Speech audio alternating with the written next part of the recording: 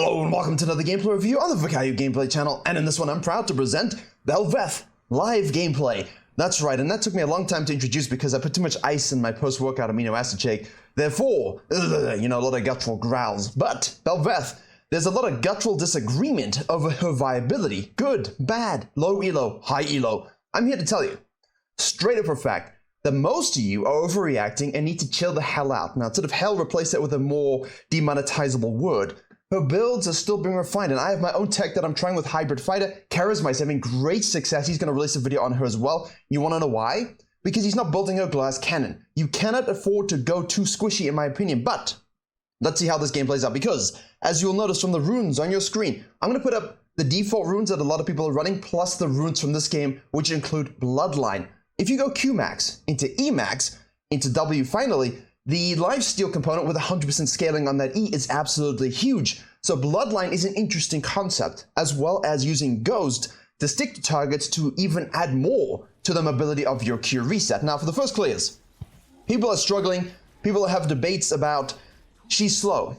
And the people that are saying she's slow are ridiculous. She's not so. Her clear is absolutely fine, and it's not even that complicated to get used to. You just have to understand there's a pattern to your Qs. Remember the pattern and use it to kite towards the next camp you want to go to.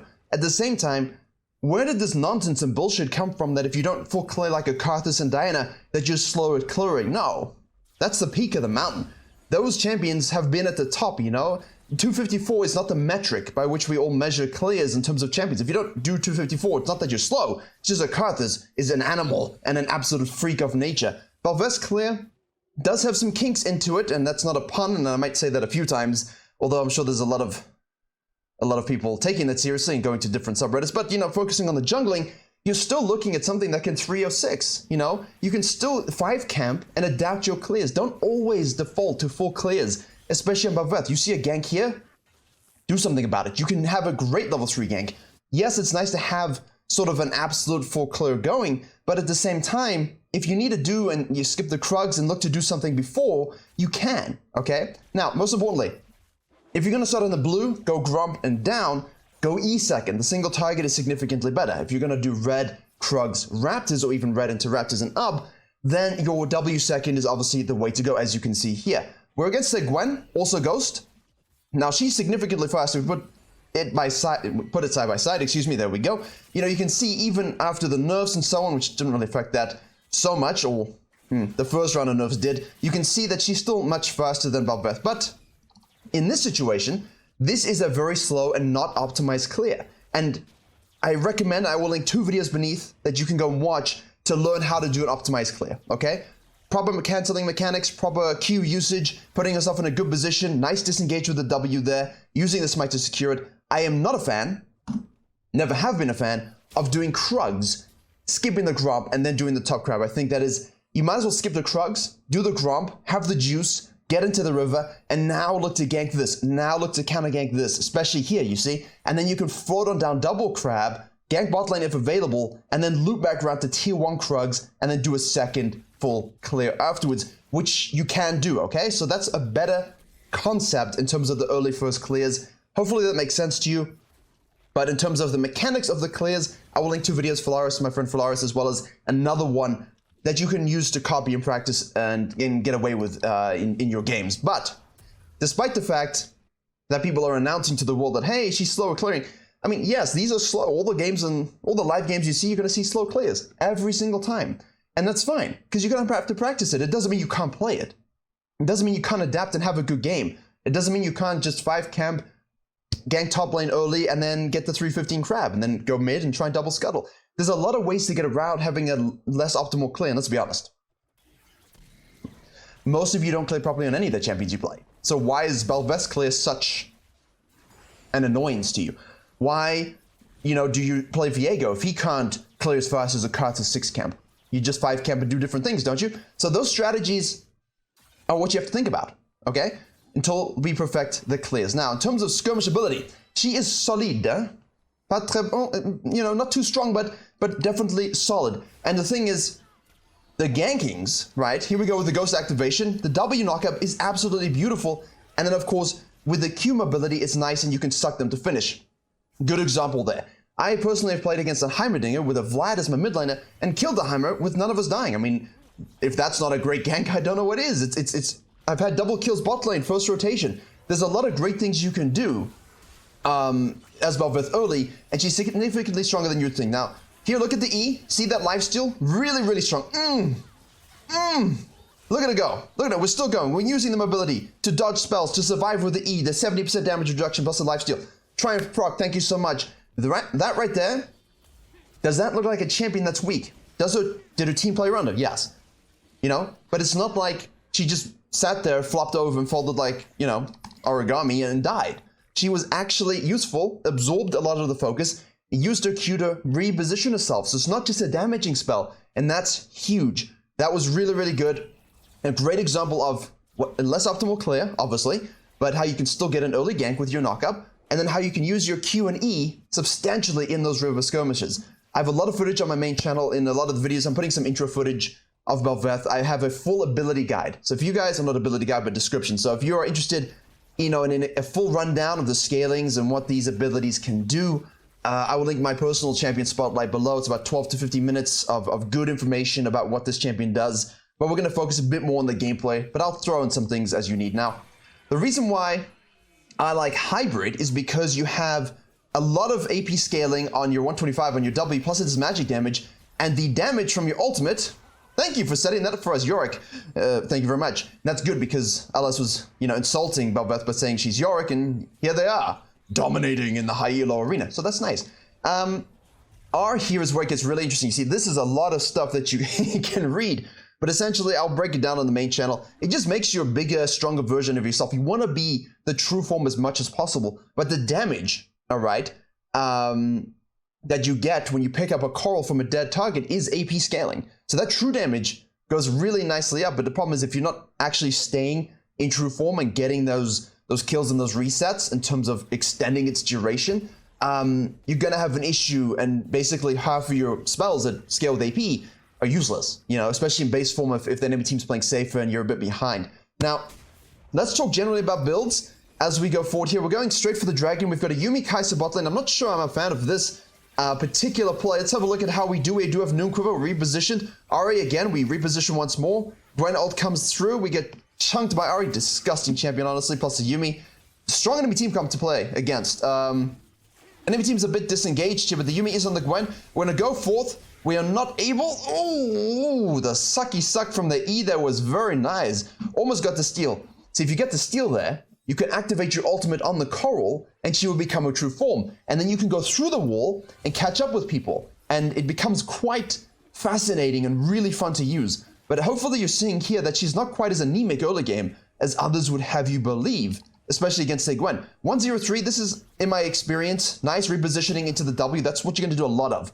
Q to gap close, hit your W. Now, the Qs you have available, as you can see on the right there, you know, that's what the direction she can go. So you might move in for a gank, close, dodge, and so on, and then not have the ability to go any further. But you, of course, can flash and then Q the other direction. So there's outplays you can do with the directional gameplay, but ideally, obviously, position yourself accordingly, use angles accordingly. Think a bit, yeah? Think a bit. And obviously, 4 points into Q, I think that's absolutely standard. And if you're going to go for the atomization, I said we're going to talk about it, but all those exciting things happened. Personally, Virkayu build tech, as you know from my Volibear, I love Nash's Tooth on a lot of things, and I love Tiamat. The whole goal with her, obviously, is these lavender stacks, permanent attack speed and infinite attack speed scaling that you have. We want this. We want this. And so Tiamat allows you to rinse clear like an absolute animal. And if you combine it with a Kraken build in terms of the Kraken Slayer Noon Quiver combination, it's still juicy. It's still juicy. Here we go again, though. Another fight. Off we go. We're repositioning, and we're sucking. Heimerdinger follows through there. That's very nice. We're going to come pick up the call. True form activation. There we go again. It does heal you as well, so do remember that. But you do have mostly scaling on your max health here. Does give you 165% bonus from AD, so the full AD build maximizes the HP that you have when you become true form, which is, of course, there she is in all her glory. You should bow down. No joke. When she's in true form, this is where the fun begins, as Zen'Kih would say, and you must, without question, okay, without question, use this and maximize it. When you're true form, do not go back to AFK farming. Look to extend it through kills, through dragon corals, and through herald corals. Now, the corals are things that you get when champions die and epic monsters die that fall on the map. There you go. Nice little slide through. Here we go. Draven's going all in with Ignite on the top lane. We've repositioned nicely. Where did you come from, Manta Ray? We missed a W. That's unfortunate. Doesn't matter. We can do sucky, sucky, sucky, sucky, sucky, sucky, sucky. There we go. Hold it, because of course it is missing HP, okay, that we want to make sure we're getting. And I just wanted to show it again because there's also something else I wanted to talk about. You could have used it sooner for the 70% damage reduc, and then of course that lifesteal component with Bloodline, plus the fact that it focuses the target with missing HP. But look at these little fishies. These void fish will spawn when you have a Herald Coral or a Baron Coral, and of course they can be amped by the Baron buff. So your split pushing is nigh disgusting. And they tank tower shots, and they do damage, and they're quite ferocious. Look at them. Cute, right? I enjoy. And basically, if you get the first Herald is huge for you. You should have no issue elevating the game state. And with, I mean, fish plus ghouls or kittens plus maiden or maidenless Yorick. I mean, that's just, how do you deal with that? It's really, really strong. So, overall, Kraken Slayer, as we finally get into it. So, Tiamat and New Quiver are huge. I do think you don't really need the Tiamat. It's just something I focus on to maximize my 7 to 8 CS PM, maximize my Lavender stacks, but you don't really need it. However, Kraken seems to be the go-to.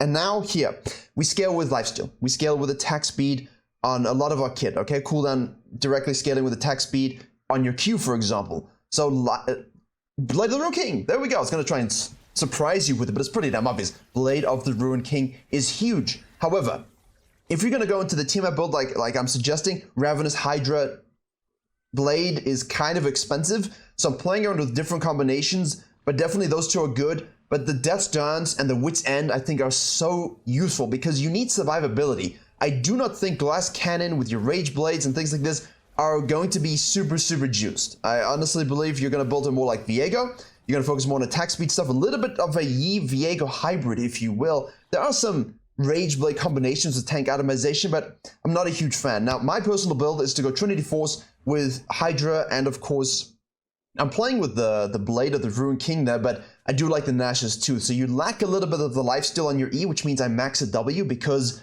the cooldown for the W goes down to 8 seconds, okay? Or we have haste now, but 12 to 8 is the scaling, which means you can easily use that with haste 2 times in a fight, 2 rotations. Whereas E goes from 22 flat to 14 seconds flat, which means you're still only going to be using it 1 time in a fight, and normally towards the end. And the lifesteal scaling is 20% to 28%, which means you're not getting as much scaling in the ability, but obviously if you're building lifesteal, and you're building attack speed, and E scales with attack speed and lifesteal, then yes, you max it for the maximal scaling with your itemization. But if you're going hybrid, then I think that W second makes a bit more sense, but it's a much more difficult build to pull off. It's got less inherent sustainability and survivability as we go for a nice little lane gank here. We give up the dragon, as of course we need to. But with 304, you know, we're just ahead in goal. They do have a Gwen Kais and a Yuumi, so we do have to be careful. I really like this, because you can reposition with that, the Q, into the W. You can start attacking. We want to make sure we have the maximum attack speed passive. That's the purple thing underneath. And you just slice her, you know? No real need to use our E at all. Don't even need it a lot of the time. And obviously, remember, it counters things like Akali, and then things that go into bushes. You can just press it and it'll just auto do its thing. And here's an interesting thing as well. It procs your Tiamat and your Titanic Hydras. So if you need more survivability, I've seen some people prefer to go Titanic, although given I don't think we're building a lot of HP, the value is lost. So I would prefer just to go more Omnivamp for your E synergy, yeah? But that's my build personally. I like the Trinity Force Rav, Nashes, into Wits, maybe probably a GA to finish. You could go Death Dance alternatively, but the standard Charisma build that he's finding success with that I think most of you should try, like over here in this game, is obviously Kraken, into Blade, or into Deaths, and then into Blade, and then you can throw in a Wits End. I think those 4 items plus Swifties, in my opinion. I do like Swifties to move around, but there is issues in that, you know? Like, you need Merc Treads, you need survivability, so you've got here the Bel'Veth sitting on Merc Treads, because we have Ghost. So we can use that CC and slow resist, which is great against their combo, obviously, and still get around fine and survive fine. So we have Yuumi with Gwen focusing on the top side here. Here comes Bel'Veth, nice little lane gank counter. Let's see what we do. We kind of want to put ourselves in a tough situation and see what limit testing we can do. But again, I've got some footage on my channel, and I'm sure I'll be making a lot of content. I'm really trying to make it work. I love the Void. Draven, you're taking the tower, my son. This isn't the way. We use our E to make sure we can get the call because you need the takedown assist. We become Mega Bel'Veth. We use our Q to gap close once more. We're going to do that. We can go over the wall. Where are you going? Who said you could leave? Waiting for that cooldown on the W. It's coming up. It's coming up. It's coming up. But we don't have an angle, you see? No angle on the Q. And that immediately makes it, that's the problem that people are talking about. But I think the mobility is insane, and I love it. Enemy team was doing a Baron yesterday. I became true form Bel'Veth in all my glory. My team were drooling on themselves somewhere else, and I didn't know if they were doing it because there were no wards. So I just slide in, slide out, slide in, slide out. You can do it so quickly, whoop, whoop, just to see if they're on it, and then can't react. It's so quick and so smooth. It's really a fun ability to use, and I think most players who have actually put in games and are high elo will tell you that that Q is so fun to use. Not just for dodging, but when you become true form, the mobility. So here we go. We get this coral, absolutely huge. All right, healing damage. And now that is fully extended. Plus, we can summon the Void Fishy. So I think giving up 2 Drakes in exchange for 2 Heralds is huge on this champion if you're in an equal game state or your bot is struggling to gain that prio. All right, obviously, I haven't had everything organized perfectly, but you'll notice we have a pretty weird team conk. But if you like, it's just missing a Zyra, honestly. If we replace the Zilean with Zyra, which would be me if I had to play ADC, because no, I'm never playing that position. I play Kai'Sa jungle, but I would never play Kai'Sa ADC. I mean, imagine being an ADC. So we basically have pets on everyone. Or kamikaze saplings, which, Maokai. So here we go. We got the Void Fishies as the minions die around us. We can move into the mid lane. We do have the Herald. Gwen on Yuumi is still a nightmare to contend with. We have big 1-3-1 pressure. Here we go. So Maokai goes in full strategy. We need to save our W intelligently, which we used on minions. So in terms of the Maokai understanding the Bel'Veth kit, he doesn't because we just used the W on the wave. Still a relatively high CD, but you can see where having that CD is nice. Here in our case, it's 11 seconds, but if you max it second, we would have had it to knock them up. So that's the kind of stuff you need to think about, okay? Fishes, ghouls, heralds, turrets. I mean, this is just pure disease. I love it. Now, again, this is running out. So we need to find another coral to extend that. And I think at this point, we're at 51 stacks. For me, I don't know if Karazmai will back me up on this or if he can sort of give his opinion, but 40 stacks, I'm like, okay, I'm feeling kind of strong. But when you hit 80 stacks, it's just beautiful. It's like, if I hit that, anything beyond that, it doesn't matter. It's just you're starting to be real broken in that sense. But 80 stacks feels really, really powerful in my opinion. It's a nice metric to look at. 40 is obviously halfway, so it's kind of like, okay, I'm going at 52 at 18 minutes. It's comme ci, comme ça. It's okay. But 80 stacks is the one you want. And I do think if you're averaging sub 7 CSPM, you are not farming enough. And you really need to focus on why. And sometimes a Tiamat plus a new quiver can really, really help. Pick up the coral for the extended duration. Pick up the coral for the extended duration. Thank you. I mean, don't forget that. Go back to base, and then your true form runs out. Because it refreshes, extended, refreshes the duration, okay? So you must pick up the corals. And obviously in team fights, if you look at my latest video that I just put out, I have a clip of me fighting, and I get really low, but you can pick up those corals in the fights. It does damage, obviously true damage. And you get the AP scaling as well, but you also heal. So it's really, really clutch to get a kill and heal, and then refresh your true form sort of duration. And now again, once more sliding, and you really do slide. It is a smooth champion. We're gonna do the QE, but it doesn't really work. We have our bonus attacks we're going through. Now we're gonna suck, and of course people can leave, but there's nothing they can do. Thank you for the root, and we'll just give them a slap.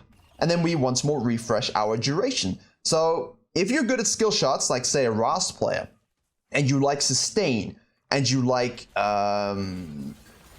knockups, and you hate Gwen and Yuumi, all right, here we go. We're gonna need to use our E for damage reduction and lifesteal. Oh my goodness gracious. And that's why we like the bloodline. There you go, perfect. Heal, damage, beautiful. And you can take it again. I do recommend taking it again, because it will heal you. But we have bloodline, so we have a lot of lifesteal, and we're gonna be going into Blade of the Rune King. And look at the fishies. You see, the fishies are absolutely beautiful. It's exactly what we want. And now we have here Kai'Sa Can we do this? Yes, this is what I want to see. Suck, suck, suck, suck, suck. Beautifully done. You can cancel that. Now you can take this. It will heal you. Nice. But you are not untargetable. You can be killed. And I have a disagreement on the design philosophy for it. Why does Viego get a free pass? Why does Viego get a free pass where he can be untargetable and we don't? Because it's so crucial to the champion being the champion. You need to be true form as much as possible. And if I can die instead of heal, I just find it so inconsistent. Like, I understand to one degree, but I find it so inconsistent, you know? Because Viego can obviously heal from his passive. He becomes untargetable. I understand why turrets hit him. That's obviously, that was broken when they did that. But Bel'Veth can just die. And I'm not really a fan of that. Pick up the coral, pick up the coral, pick up the coral, pick up...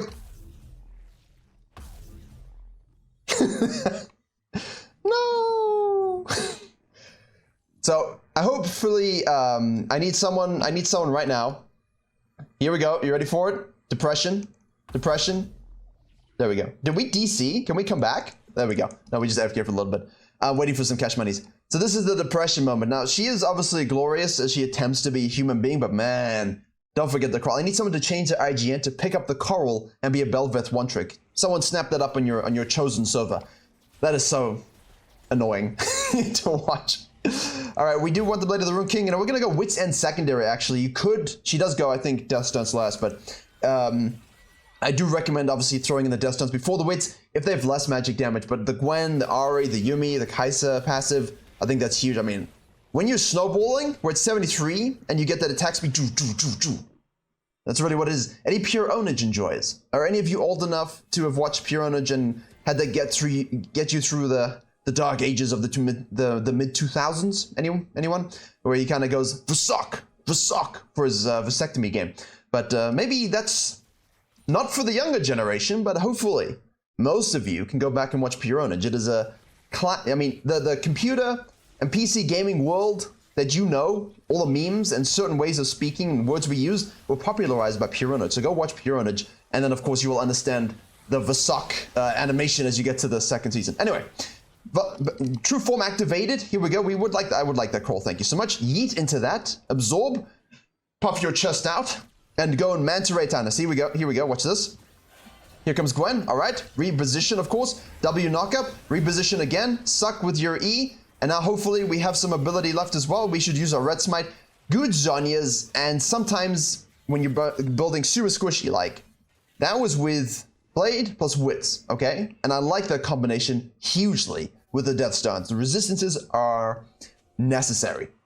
But if you build Glass Cannon, you don't survive as long as you're doing these fights. If you don't have the lifesteal, you don't survive as long as you're doing these fights. The lifesteal is one of the most important things for that E secondary max, and that's why the Bloodline is a very interesting choice of rune, although I'm still sort of on the Futures Market Booties Cosmic Insight train just because of the utility of the page in terms of expensive builds. But at the same time, I think obviously you're seeing the power and the potency of this build. However, we are at what, 82 stacks? I think with a Tiamat, I mean, I think you should be and could be very easily at 200 CS right now, which is obviously a lot more stacks with your rinse clearing. Because we haven't really focused as much on rinse clearing, but we are at 82, so we feel pretty strong. For reference, that gives you 83.221 attack speed. And now we can laugh at Master Yeez and be like, you don't get what we get. And uncapped attack speed, we'll take that. I have way too much ice. I'm completely stuttering way too much, but that's fine. My brain moves too quickly. We hit the max range W into a slide. We can pick that up and boom, explode the Yuumi. Hate that champion. And you could refresh, but we're pretty juiced. So nice damage from the Kraken. The blade combination is really, really solid. It feels satisfying. It feels fluid. And the lifesteal with the E secondary max is really, really good. And this whole concept that I've seen as well of people saying, well, you need to use your abilities and a high CDR to clear the jungle is not true. You know, with Noonquiver, and especially with Tiamat Noonquiver combos, you clear so damn quickly. You don't need to always worry as much about using that E. You can save your E for those fights, for those ganks, for those rotations. If you are struggling, I mean, look, oh no, I have no damage. Of course, she's really far ahead at this stage, but this was not a game where she kind of just got 3 kills early. This was not a game where she was just spoon-fed. I mean, she had 1-0-3 at some point. She just moved around the map in the mid-game. I can't show you the timeline, but I'll link the match history in the description. You guys can watch the replay yourself again. And obviously you can have a look at the timeline. Here we go again. That E is disgusting with a lot of attack speed. There is discussion about shield bow with the Blade of the Rune King, which I think is fine, but the AD values on Kraken is why we like it, but also, you guys all remember, we do true damage. Yes, it was nerfed, don't care, didn't ask, but we get the attack speed passive, which isn't much when you think about it for a normal champion to build this much, but she has no limit. She's infinitely scaling. So the attack speed is really nice. And at the end of the day, you have on hit, each dealing 324 to enemies she passes through, so that's a lot of AD damage. At this point, 328 on the knockup. If you go for the AP build, that does significantly more. You're currently sucking 36 to 144 based upon the target's missing HP as well. And obviously we have all of this here for huge true form gaming, huge true damage, obviously no AP in this build, but then a lot of HP and all these bonus stats that you're seeing as well, which I discuss. You need like 10 minutes to read and discuss and sort of understand it, so that video is there for you. But you see here, this is the issue. Okay, firstly, just a general tip. People, wait on the edge of the step. Stop sitting here and thinking. I know she's thinking about the builds. We go full Death's Dance, but if you're gonna wait at the edge of the step, press P, buy, and turbo sprint out. We should be going to the top side here to help our team. I don't know where we're going. Where are we going? There we go. Okay, see, this is what happens, even in high elo, when you're thinking about the champion. And now, let's see what we can do here, because obviously we don't have true form, and this is where the issue comes through. We're gonna queue over the wall. We can't go through walls now. There's no mobility, right? There's no mobility. And there's a bit of the Kane thing going on here. Well, we tried. 2 inhibs though. Can we steal Baron? Can we steal El Baron? I stole a Baron with Bel'Veth. And 2 with Kai'Sa. It's like the one thing I can do. I swear I'm gonna be 55, silver 1, just gonna keep demoting as I keep getting older, but I'll still steal Barons. And I put that in a video actually. This is against a Nunu, if you can believe it. But I love this. I was speaking about this in the main channel video where I said, which one was it? It was last week, talking about sometimes you lose games, but you don't have to after these tips. It's because don't go steal the Baron there if you're the carry. If you're 15-1-5, if you are the only reason this game is going to be won, don't go steal the Baron and die. Just go and steal some cams. Farm yourself up as strong as you can. Buy another core itemization, finish core itemization, buy something. Rejoin your team when they all respawn. Verbally abuse them in your mind, not in chat, and say what useless teammates there are, but in chat you type in, don't worry guys, I got this, let's just group. And then you go ahead and win the next fight, you know, especially when you have a huge lead. But now it's of course under 2k, which is great. This is exactly what we want to see. Bel'Veth, endgame, 5 itemizations, all right, almost on the GA, which I think will be going last.